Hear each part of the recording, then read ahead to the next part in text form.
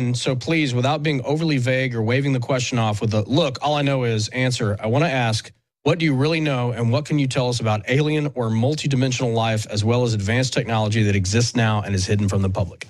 Wow. All right, now we're getting to good questions. Let's just go through a bunch of them fast. When I say I have a lot of amazing sources, we have amazing sources because over the years, they know we're not working for any agency or group. Though, point is, there is an agency in all groups that wants to survive and be good. And it resonates. It's spiritual. It's unwritten. It's sixth sense. So we are in the agency of people that don't want to destroy the earth. I'm in that agency. It's unwritten. There's no letters. There's no code words. It's beyond that. It's spiritual. So I do work for an agency, but not one that's temporal. And I don't mean that on a power trip. So do you. That's why they want you to choose a group, because then it all resonates within that paradigm. But we have amazing sources because we don't give the sources up.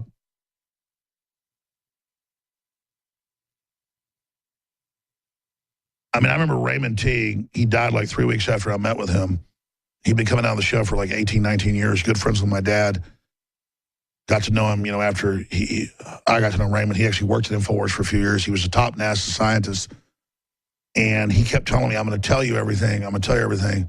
We went to the moon, but it's not like you thought. We have advanced technology. And then he called me one time over to a hotel where he was picking up some family flew in, and we had a hamburger about 2 weeks before he died. And I got there, and he said, I'm sorry, I just can't tell you. And he was dead. But he did tell me, yes, we went to the moon, but we have other advanced technology, and we were just a front broadcast to kind of cover for what was really going on because we didn't want everybody to know what we had. And this guy has, I remember his house, national security letters from the president. He was in Cambodia. And 2 weeks after we talked to him, his whole heart just blew up and he died. So people ask me questions like that. Let me tell you what the elite believe.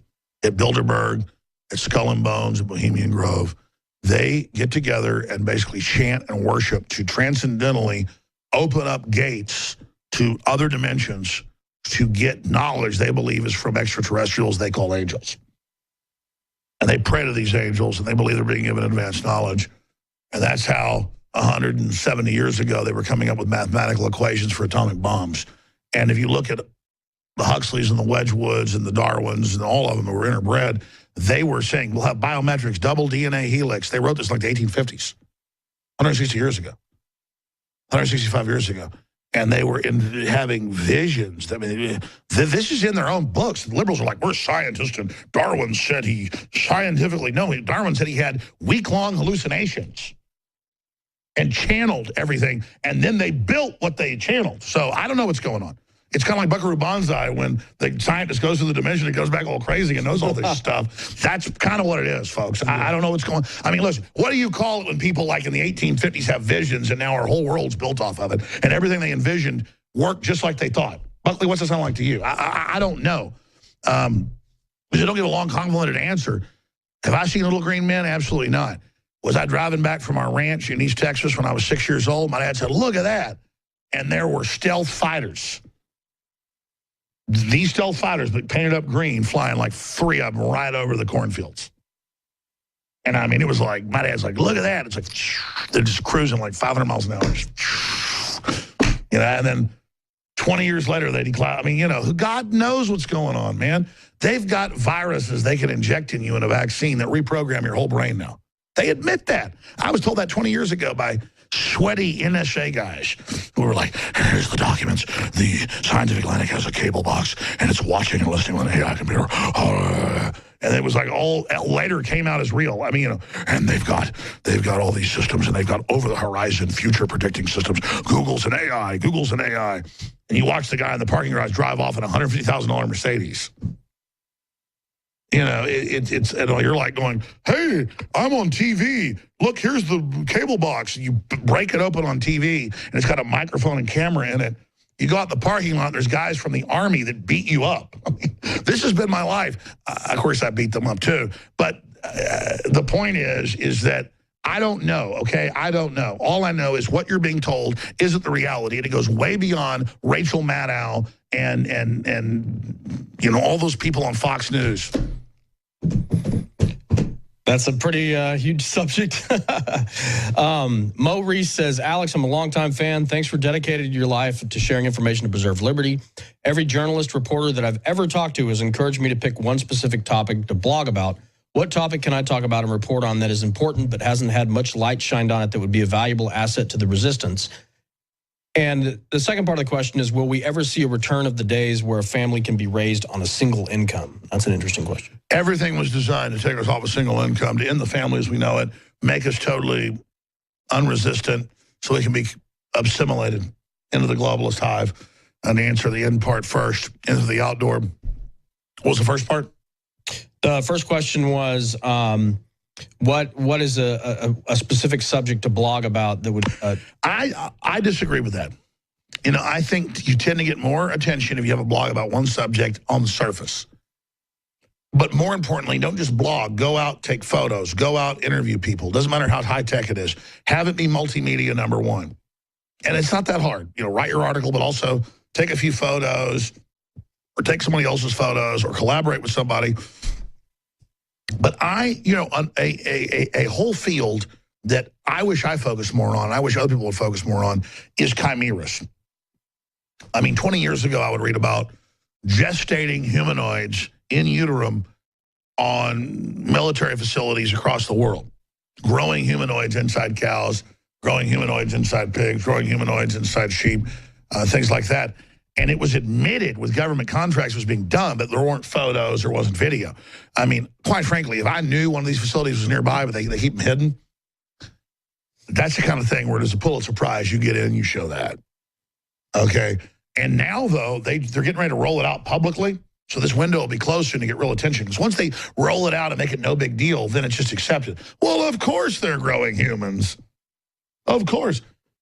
But imagine we have all these little symbols on shampoos and colognes and shaving creams that say, you know, this was test-free. No animals were tested on the creating of this. Well, what about where you splice animals and humans together and then do medical tests on the embryos or even the born young of those, which they're doing, and then there's no debate about it because it's all kept behind closed doors. So I would say genetic mutations, chimeras, what's going on these farms. MIT headline 6 months ago. You know, on hundreds of farms, humanoids are gestating inside animals. That's what I've been telling you forever. But there it was. And then suddenly all these articles are like, yeah, we got mutants growing, but it's no big deal. Just make sure we have the tranny bathrooms in. Oh, you're afraid of trannies. And I'm like, no, I don't care about trannies. What I care about is the chimeras. They go, shut up, homophobe. And I go, but what about the chimeras? Do they have any rights? And they go, we have a sticker on our shampoo that says no bunny rabbits got tested on. We're good people. You're not. And you just kind of go, but as a human, do you care about this? And they just go, last time I heard H.G. Wells died a long time ago. There's no island of Dr. Moreau. So that's a subject. They have vaccines coming out that reprogram your brain with viruses. They have all this garbage. I mean, there's so many hundreds and hundreds and hundreds and hundreds of different topics that are out there. That's a good question. Millennial for Trump says, hi, Alex, 2 questions. If possible, I've been a big fan lately, but it's been harder to get my Fox News-loving parents on board. My mother wants to know if you or your team have any plans to do any mainstream media news appearances in the near future. And his second question is, are your epic rants pre-planned? If not, can you give us a, we are breaking the conditioning for old time's sake, as if you were talking to Carl the Cook? No, unfortunately, the rants are not planned. But there was almost some today that were not planned that would have been too out of control to actually have. No, the rants are a physiological expression of stress that I do not wish to engage in and that I work as hard as I can not to engage in. Let's say this. People ask me all the time, is your show fake when you blow up? And most of the time, I'm already pissed. I let the dog go. I let it off the leash. So it's not fake, but I let myself do it. So let's say 5% is fake, you know, because, but sometimes it's not fake. Sometimes there's no control. And that way goes madness. If you really want to get out of brass, Buckley, am I fake on there? No, you're too real, actually. That may be part of the problem. I don't know. Alex is just as visceral and real as, as any of you got anybody out there. That's why he's such a singular figure here in media, is that nobody else does what he does. Everybody else is reading off of a teleprompter, like right now. Because they're too damn insecure. Exactly. They're spacewalking into eternity. Why not just go with it? But they're also being controlled. There's, Roger Ailes is sitting there looking at everything that's written on Fox News and saying yes, no, no, yes, you can. He does. God, what a horrible job. And how the hell does he do that at 80 years old? Jesus Christ. Exactly. So there are very few people in the news, should I say, they get to ask the questions that are outside of the paradigm. And so, it's been proven that the Department of Defense and other arms of the government, they put out press releases and then they just distribute this stuff, and they say it word for word. You've seen the Conan O'Brien, or I don't know, where it shows all the newscasts. Exactly. Daily Show does it too. Exactly. Well, here's the deal. And the weird thing is, verbatim, 95% of the Pentagon disagrees with the propaganda put out by the Pentagon. That's true. People say, well, you say the Pentagon's corrupt, but you say they're great people. That's the paradox. The people in there are the most awake because they live in the bull factory. Exactly. But then the elites are on top using its name to put it out, knowing it's respected. And they're just sitting there going, And I finally figured that out about 10 years ago, because I used to, I didn't figure that out until about 10 years ago. And the minute I figured that out, people really started clicking then. Yeah. And I mean, we talked to tons of people like William Binney from the NSA and lots of people that came from that world that give us the insight that the vast majority of people are not down with the programs that are being instituted. The globalists are all about giving disinfo and controlling access. No one is given more disinfo than Barack Obama. I guarantee you, if Barack Obama was given the information I'm given every day from all these different groups, I mean, it's sick. If he was given all that intel, he wouldn't be doing what he's doing. That guy, his whole life has been kept in like an incubation chamber. Fed horse. Yeah, well, how could you? That's why I'm not even against Obama. At the end, you got to feel sorry for anybody that doesn't tune into reality and how big this paradigm is and the universe. I'm like spacewalking into eternity. It's like the universe is like, the Earth's like this big back here. I just want to try to get humanity to be free because that's where my ancestors are from and my progeny. But I've already transcended all this. I'm just like, what the hell is going on here? I mean, it's just ridiculous, Buckley. And I'm not even saying I'm that great of a person. Any primitive person had transcended. They would go to like primitive people all over the world and go, I'll give you all this money for your land. And they'd go, but the fish are in the land and I'm happy. I don't want it. It's little starving villagers in Africa are more happy than trendy kids here in Austin, Texas. It's just this modern system has empowered us in many ways, but we're losing our souls in the process. And all I want to do is have you be empowered. And people go, oh, that's really cheesy. He wants me to get ahead. See, in that is the essence of failure. I really want you to succeed. I really do. So because interdimensionally, just in a spiritual sense, this is out of some book, I know it. When you start falling, I start falling with you. When I watch you falling like a star, burning up, your soul dissipating, what you could have been, failing, the seed not sprouting, when there's unlimited potential in the universe, I groan under it, okay? And I'm not somebody special. That's a normal spiritual need, is to see others lifted up. You don't get ahead being a cock. You don't get ahead being an arrogant bastard. You don't get ahead keeping others in the dark and screwing them over. And please don't take my confidence and aggression as arrogance. I'm not arrogant. I'm nobody. And the fact that I'm not even that strong, but I stand out amongst other people shows how sick we are. The truth is, I'm just primitive enough to not care.